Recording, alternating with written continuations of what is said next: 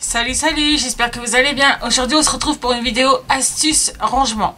Donc je vais vous montrer comment je range mes dies, mais à savoir que je ne suis pas la créatrice de ce rangement, puisqu'il y a, je pense, plusieurs vidéos sur YouTube qui le montrent également. Moi j'ai simplement copié cette idée puisque je l'ai trouvée super intéressante. Si vous cherchez sur ma chaîne, vous allez voir qu'il y a quelques années, quand j'ai fait la vidéo de ma scrap room, je mettais mes dies dans un classeur. Sauf qu'au jour d'aujourd'hui, le classeur est devenu lourd et surtout que avec une tendinite au poignet, ça devient difficile de porter ce classeur. Donc en fait, j'ai simplement recopié entre guillemets l'astuce qui était faite sur les chaînes YouTube. Je ne peux pas vous dire qui a créé ce rangement en tout premier, puisqu'il y a des dizaines de vidéos, je pense, d'ailleurs, je sais pas, j'ai pas vérifié, de ce rangement. Donc pour cela, moi je vais utiliser une feuille de cartonnette, donc c'est de la cartonnette 1 mm, qui mesure 29,7 par 21, donc c'est un format A4. Donc je vais avoir besoin de 2 cartonnettes, voilà. Et je vais les garder dans le format A4, ça m'évite de les recouper. Je vais prendre également 2 feuilles 30-30 que je suis venue recouper à 20,5 par 29,2. J'ai simplement enlevé 5 mm en bas et 5 mm sur le côté. Il en faut 2 pour la couverture intérieure, enfin la couverture de devant et la couverture de derrière. Ensuite, vous aurez besoin bien entendu de dies. Donc ici c'est que des dies qui viennent de chez Saga Post Scrap, puisque ces dies faisaient partie du calendrier de l'Avent 2023. Et bien sûr vous aurez besoin de comment ça s'appelle, de papier magnétique. Et moi j'ai voulu rassembler mes dies en marquant les jours auxquels je les ai obtenus. Donc j'ai fait un petit dépliant comme ceci. Donc pour cela je vais avoir besoin d'une petite pochette sur le devant. Donc cette petite pochette elle fait 23,5 avec un pli à 1,5 au bord et un pli de 1,5 au bord à droite. Ici nous avons 9 cm et demi avec un pli à 1,5 du bord en bas. J'espère que vous avez bien compris. C'est ici pour faire une arête, pour pouvoir avoir de quoi coller tout simplement. Et nous aurons besoin également alors soit de craft gommé, ou vous pouvez également utiliser ce collant craft qu'on trouve chez Action, qui est déjà lui en collé. Alors j'ai aucune préférence entre les deux, si ce n'est que la version de chez Action qui est déjà prêt en collé a un gros avantage quand on n'a pas le temps. Donc moi je vais utiliser la version de chez Action qui est autocollante. Je vais venir m'aligner sur les traces de mon plan de travail pour être droite. Je vais également venir mettre un triple décimètre en l'alignant sur ma plaque.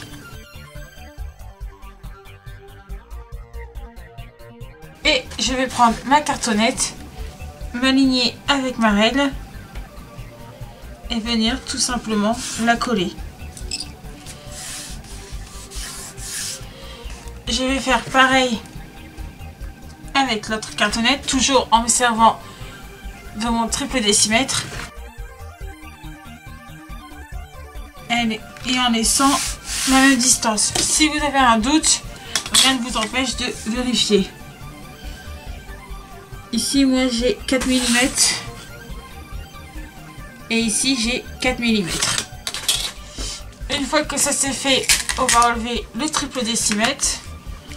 On va rabattre, on va prendre notre plioir et on va bien marquer le ruban adhésif pour que il se colle parfaitement. Et je vais retourner ici pour terminer le petit bout qui me manque.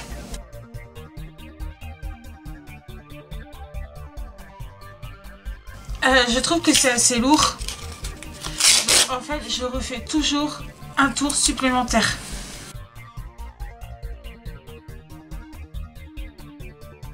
J'ai fait la même chose que tout à l'heure. Donc je prends mon plioir, je viens bien accrocher le ruban adhésif Je vais vous mettre dans l'autre sens. Je viens couper le petit bout que je vais rabattre.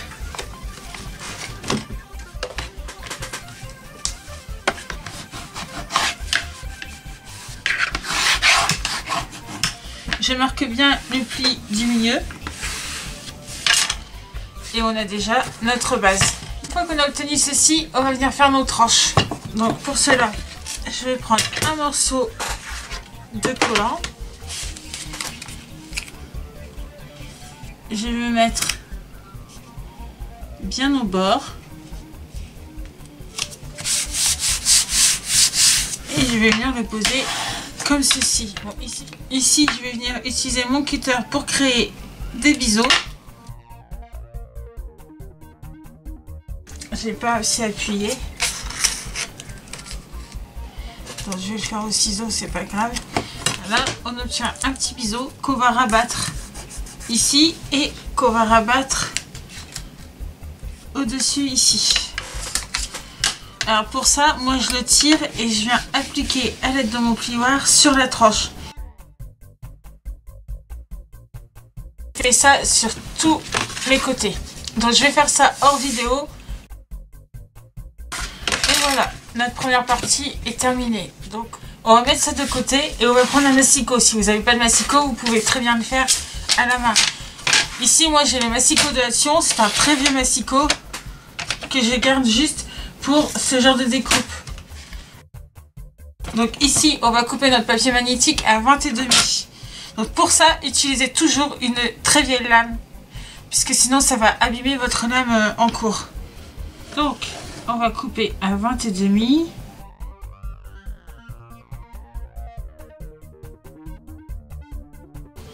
Et maintenant, je vais couper sur la hauteur à 29.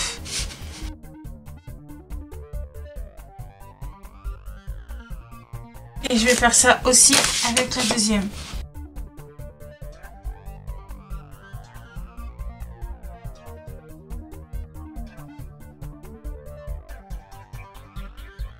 Maintenant que ça c'est fait, on va prendre nos papiers à motifs.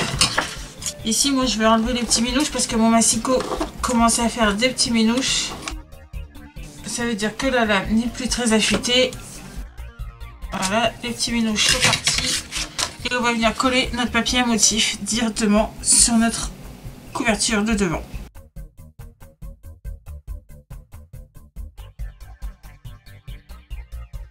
Le plus simple, c'est de l'ouvrir et de plaquer la feuille dessus. Et on fait pareil pour la version derrière. Après moi ici, j'ai les mêmes papiers à motifs, mais si vous n'avez pas les mêmes, c'est pas très grave, vous faites selon vos envies.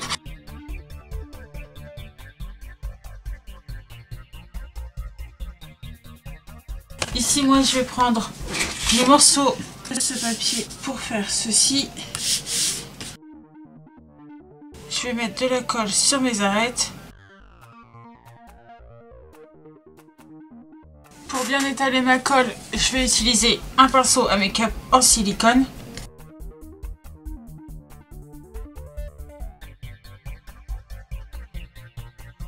Je viens me mettre tout près du bord. Et je vais déjà commencer par coller le morceau le plus long. Et après, je vais rabattre mes deux petits morceaux sur les côtés. Et j'appuie suffisamment fort pour que ça se colle.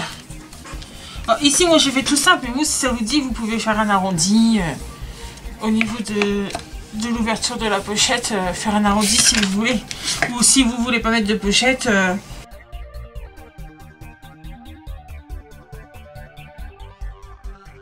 Ici maintenant à l'intérieur, on va venir déposer nos plaques métalliques. Donc moi elles sont un tout petit peu plus petites que 20,5, mais c'est pas grave. On va simplement venir les coller comme ceci. Donc pour cela, on y va, on met de la colle.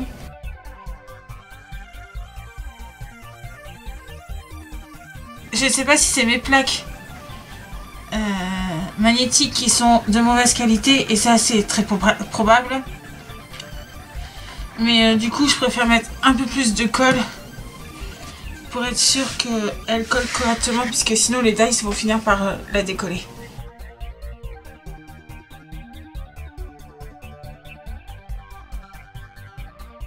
Je vais faire la même chose avec celle-ci.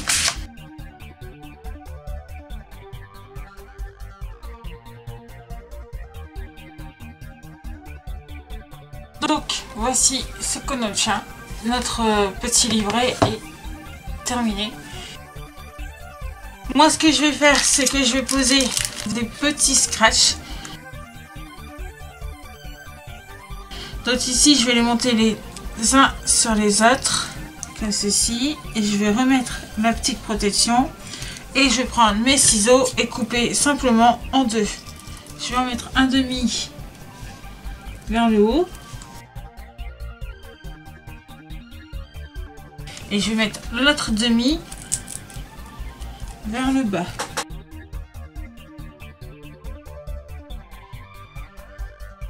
Comme ceci. Et vous pouvez aussi faire le choix de le mettre un gros au milieu, mais moi je trouve pas ça intéressant parce que quand vous tirez, tous les dice viennent. Il est plus intéressant de le mettre comme ça, mais bon, après chacun fait comme il veut. Ici je vais juste venir le refermer et appliquer pour que mes deux scratchs soient de l'autre côté. Ici pour la vidéo j'ai pas attendu que ça soit sec, donc en fait les plaques se sont décollées. Mais vous, vous pouvez peut-être prendre le temps de laisser la plaque se coller.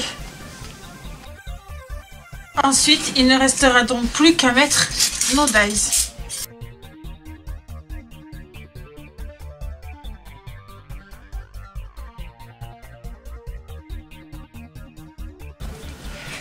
Donc voici ce que ça donne. Donc je vais vous le montrer comme ceci et comme ceci.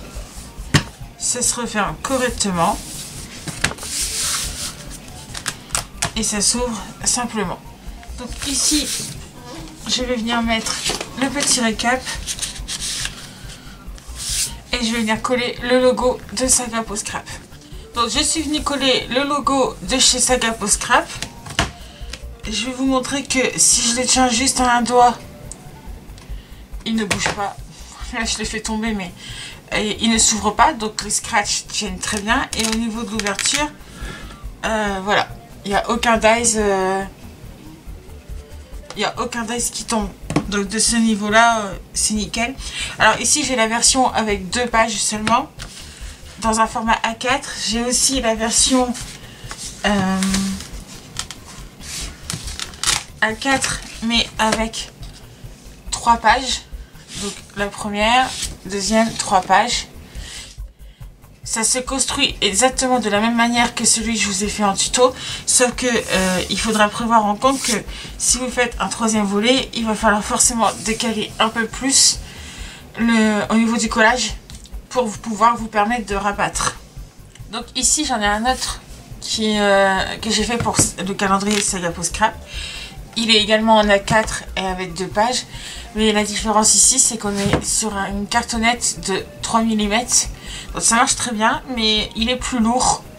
Donc après, à voir si vous préférez avoir quelque chose de plus lourd ou de plus léger. Et puis ça dépend aussi par rapport à la cartonnette que vous avez chez vous. J'ai également d'autres modèles. Donc j'ai ici un petit modèle. On est sur du 10. On est sur du 10 par 27. Et celui-là a 4 volets. Ici, ce sont donc les dies qui sont combinés au tampon. Et vous voyez, j'ai une référence qui correspond au tampon dans mes bacs à tampons. Par contre, celui-là, il n'y a qu'un scratch et je trouve pas ça assez solide au niveau de la fermeture en fait. Ici, on est sur un format 15-15. Donc ici j'ai dit Artemio parce que en fait je n'avais qu'un seul dice de la marque Artemio et je n'ai qu'un seul dice de la marque Studio Light. Donc du coup je me suis dit que j'allais les réunir ensemble. Donc voilà. Il existe des tas de formats. Après, c'est à vous d'adapter vos formats par rapport à ce que vous voulez faire, hein, bien sûr. J'espère que cette vidéo a pu vous faire comprendre comment moi je réalise ces classeurs de dice. Si vous avez des questions, n'hésitez pas à les mettre dans les commentaires. Et puis j'y répondrai au plus vite. Et moi je vous dis du coup à très bientôt dans une prochaine vidéo. Bye bye.